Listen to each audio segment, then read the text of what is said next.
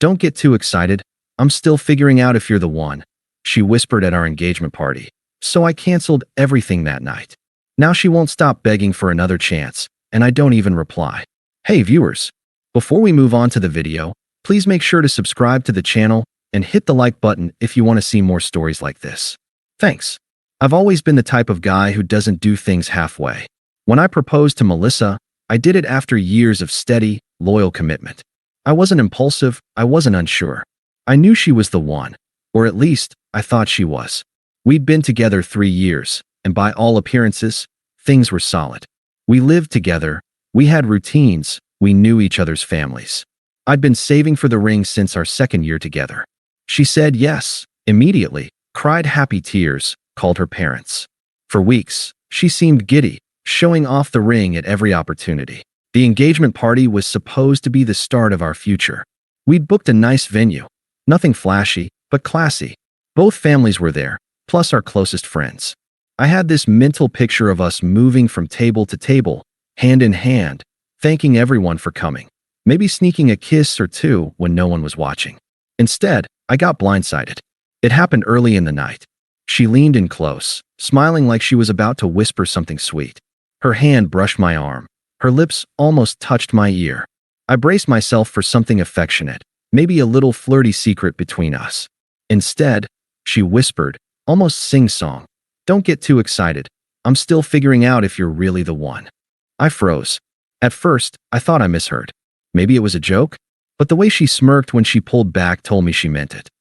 She was testing how much she could get away with, and she thought she was clever for saying it in a room full of people who'd just toasted to our future. I didn't react. I didn't cause a scene. I just smiled politely as if she'd said something normal and turned back to the guests. Inside, though, my stomach dropped. My fiancée, at our engagement party, wasn't committed enough to even pretend she was certain. The rest of the evening was a blur. Guests congratulated us, clinked glasses, snapped photos. I stood beside her, smiling for the camera, but I felt like I was playing a part in a show I hadn't agreed to. And Melissa? She seemed unbothered. She laughed too loudly, moved around the room like a queen holding court. If anyone noticed the look on my face, they didn't say anything. But that whisper stayed with me. The cruel casualness of it. The timing. The arrogance. I didn't know it yet, but that was the beginning of the end. After Melissa whispered that dagger into my ear, I kept my smile fixed, but inside, I was unraveling. My parents were there. Her parents were there. Friends from college. People who'd flown in just to celebrate us.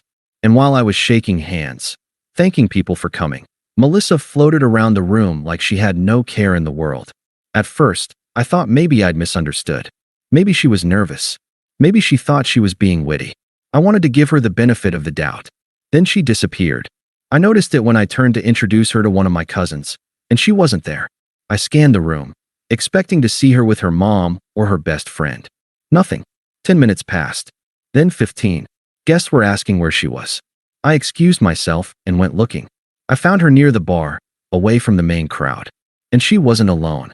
She was leaned in close to some guy I didn't recognize. Hand brushing his arm, tilting her head back in laughter like he'd just told the funniest joke in the world. The way she looked at him, eyes wide, playful, was not the way you look at someone when you're engaged to another man and surrounded by your families. I froze in the doorway, trying to process it. I wasn't the only one who noticed. A couple of my friends were near enough to see. One of them, Jason, caught my eye. His face went pale.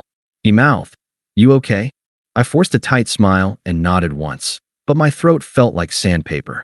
Then she touched the guy's chest as she laughed again, and something in me went cold. Not hot rage, cold clarity. Jason walked over, lowering his voice so only I could hear. "Man, she's making a fool out of you. Do you want me to say something?" I shook my head. No. Because what would that accomplish? Dragging her away? Confronting her in front of everyone? That would just turn me into the angry, possessive fiancé while she got to play the victim. So I did nothing. I walked back into the main room, grabbed a glass of champagne, and rejoined my guests. If anyone noticed my fiancé wasn't by my side, they didn't press. A few gave me sympathetic glances, though, the kind you give someone when you see the train wreck but can't stop it. I stayed polite. I kept conversation flowing. But inside, something broke.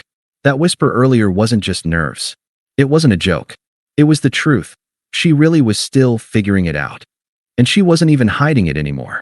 By the time Melissa finally floated back into the main room, giggling like nothing had happened, I'd already made my decision. I didn't confront her. I didn't ask who the guy was. I didn't pull her aside for a fight. Instead, I smiled, took her hand when she reached for mine, and kept playing the part of the doting fiancé. But in my mind, the engagement was already over. The party dragged on another hour, but in my head it was already finished. I smiled, thanked people for coming, hugged family members, posed for a few more photos. From the outside, nothing looked wrong. If you glanced at us, you'd see a happy couple celebrating their engagement. Inside, though, I'd already checked out. Melissa clung to my arm when the cake was brought out, leaning in close for pictures, pressing her cheek against mine. I let her. My face smiled on command, but my heart wasn't in it. Every flash of the camera felt like documenting a lie. When the last guests finally left and the caterers began clearing up, Melissa sighed dramatically, kicking off her shoes. "That was exhausting," she said, flopping onto a chair. "But everyone seemed to love us." Us. The word rang hollow. I didn't answer. I was watching her carefully, like I was seeing her for the first time.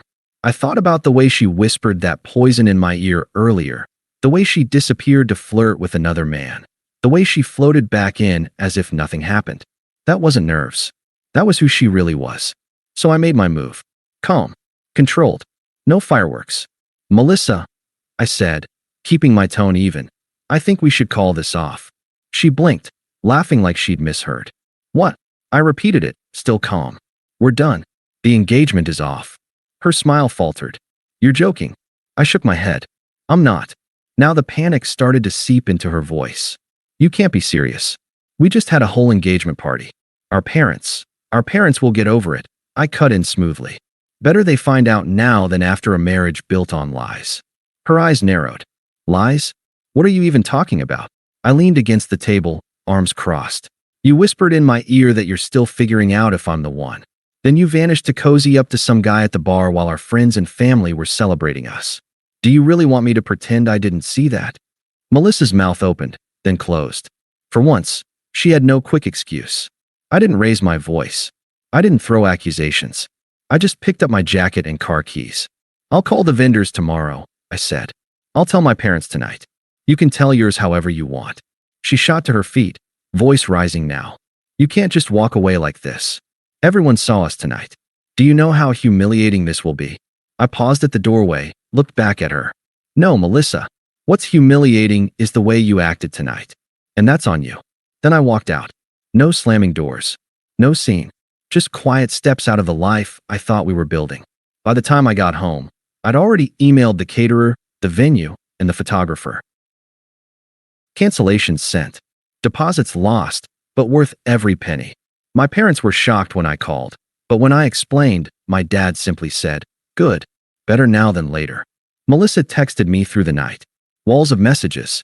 Anger, begging, accusations. I didn't answer, because I didn't need to. The engagement was over. The morning after the canceled engagement was chaos, but not for me. Melissa must have spent the night drafting texts and voice notes, because I woke up to a phone full of them. At first, it was rage. "You humiliated me. Do you know how this makes me look? You'll regret this when you realize no one else will put up with you." Then it turned into bargaining. "We can talk about this. Don't throw away what we have." It was just harmless flirting. "You're overreacting. Everyone gets cold feet. You're supposed to reassure me, not leave." By noon, it had collapsed into self-pity. "I can't believe you're doing this to me. My family is devastated. You ruined my life." The thing is, I didn't respond to a single one. Silence is louder than arguing. And silence doesn't leak screenshots. Because she wasn't silent. Melissa started damage control almost immediately. She must have called half the people who were at the party, spinning the story that I'd blindsided her, that I was emotionally unstable, that I overreacted to nothing. Except, she forgot people saw what happened. Jason, the friend who caught my eye at the bar, wasted no time telling people exactly what he'd seen. "She was hanging off some random dude," he said bluntly. Like, hand on his chest, giggling, whispering in his ear. At her own engagement party. Word spread fast. Our mutual friends compared notes. People started whispering, not about me, but about her. And in those whispers, the story shifted. Suddenly, Melissa wasn't the poor victim of a controlling fiancé. She was the girl who told her own fiancé she wasn't sure he was the one, while their families were toasting them. She was the girl who ditched her engagement party to flirt with a stranger. She was the girl who got dumped the very same night. In other words, she became a punchline. At first, it was subtle. A few friends making jokes at parties. "Careful, don't leave Melissa near the bar," someone quipped at a mutual gathering. Nervous laughter followed. Then it snowballed. Someone made a group chat meme out of it. A picture of a wedding cake with the caption, "Don't get too excited. I'm still figuring out if you're the one." That one made the rounds fast. Even her own bridesmaids-to-be stopped defending her. They tried, at first, saying things like, "She just got nervous," or "cold feet is normal." But when more people confirmed they'd seen her with the guy, they dropped it. Eventually, one of them even messaged me privately, "For what it's worth, you did the right thing." I can't believe she thought she could get away with that in front of everyone. Melissa hated it. I know because she started sending me furious messages about it. Screenshots of jokes mutual friends were making. Angry rants about how I turned people against her. But the truth is, I didn't say a word. I didn't need to. Her own actions wrote the story, and people ran with it. Meanwhile, my life didn't implode. I went back to work, spent more time with friends, hit the gym more often. My parents were proud of how I handled things.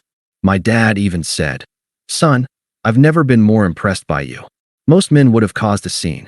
You just walked away. That's strength." Melissa, on the other hand, couldn't escape it. Mutuals stopped inviting her out. When she showed up, the air got tense, people exchanged looks. It wasn't cruelty, it was awkwardness. Nobody wanted to be associated with the girl who self-destructed her engagement in front of 2 families and 100 witnesses. In the end, she wasn't just left without me. She was left without the social credibility she cared so much about. And me? I was free. For the next few weeks, Melissa tried everything. At first, she leaned on guilt. "You blindsided me. We invested years in this relationship, and you just walked away. I made one mistake, and you're throwing everything out?" I didn't respond. When that failed, she pivoted to anger. "You embarrassed me in front of everyone. Do you know how pathetic you looked, walking out like that?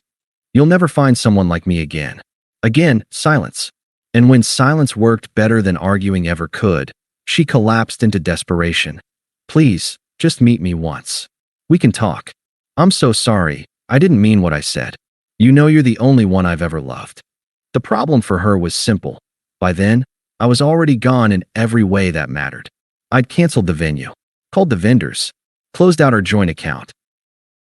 Every trace of us was systematically erased. My apartment, the one she'd barely ever contributed to, was scrubbed of her presence in a single weekend. And once the logistics were over, I turned inward. Instead of obsessing over her, I focused on myself. I got back into running, started picking up weekend pickup basketball again, reconnected with friends I drifted from while pouring energy into her dramas. Even signed up for a class, something I'd always put off because Melissa wouldn't be into it. The funny thing about space is that it gives clarity. Looking back, I realized how many red flags I'd ignored. How many times she'd belittled me in small ways, dressed up as jokes. How often she'd compared me to other men, even if indirectly. How the engagement wasn't about us being a team, it was about her being the center of attention. And when you see the truth that clearly, the desperation in someone's text stops hitting. It just looks sad. Meanwhile, karma didn't just knock on her door, it moved in permanently. The guy she'd been flirting with at our engagement party? Word got around he was a serial charmer who treated women like disposable toys. One of our mutual friends saw him out the next week, with a different girl on his arm. Melissa's name wasn't even in the conversation. The joke had flipped on her. Instead of looking like the girl who got away, she looked like the girl who got played. Publicly, at her own engagement party, mutual friends stopped defending her. Her bridesmaids-to-be ghosted her group chat. Even her family, who had initially been furious with me, cooled off once the full story spread. My mom told me later that Melissa's aunt had quietly admitted she embarrassed herself. He did the right thing walking away. That was the final nail. When your own family stops cushioning the blow, you're left standing in the wreckage alone. Months passed. And then, one evening, she showed up at my apartment. I opened the door to see her standing there, makeup smudged, eyes red, holding one of those little gift bags people bring when they don't know what else to do. "Can we talk?" she asked softly. I leaned against the doorframe, arms crossed. "About what?" "I made a mistake," she whispered. "I didn't mean what I said that night. I was nervous. I was stupid. Please, I just need another chance." I studied her for a moment. This was the same girl who once smirked at me in front of our families and friends and said she wasn't sure I was the one. The same girl who snuck off to flirt at our engagement party like it was a high school dance. And now, she wanted me to forget it all. "I think you're confusing me with someone who still cares," I said calmly. Her mouth opened, then closed again.